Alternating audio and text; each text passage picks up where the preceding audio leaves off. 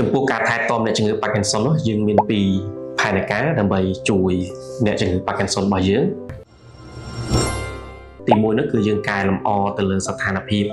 រាងកាយរបស់គាត់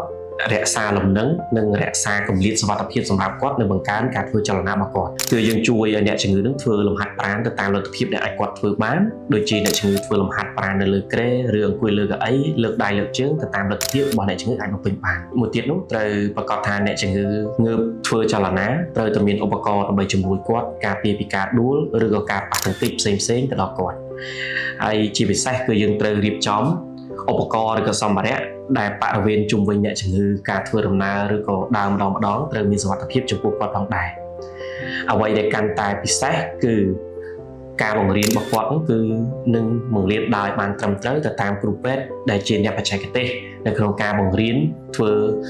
លំហាត់ប្រាណនៅក្នុងការដើរជូនអ្នកជំងឺ Parkinson នេះចំពោះផែនការទី2នោះគឺយើងត្រូវបង្រៀនអ្នកជំងឺ Parkinson អំពីការលេបការរក្សាផ្លូវដង្ហើមឲ្យបានល្អនិងបង្ការពីការបង្ករោគនៅសួតផងដែរទី1នោះយើងបង្រៀនអ្នកជំងឺ Parkinson នឹងអំពីការលេបអាហារឲ្យបានត្រឹមត្រូវទៅតាមអ្នកបច្ចេកទេសរបស់យើងហើយអំឡុងពេលដែលអ្នកជំងឺ Parkinson បរិភោគអាហារម្ដងយើងត្រូវជ្រើសរើសរបបអាហារដែលមានសារធាតុរាវឬក៏ទន់សមស្របទៅនឹងការលេបរបស់គាត់បន្ទាប់ពីបរិភោគអាហារទាំងអស់នឹងហើយ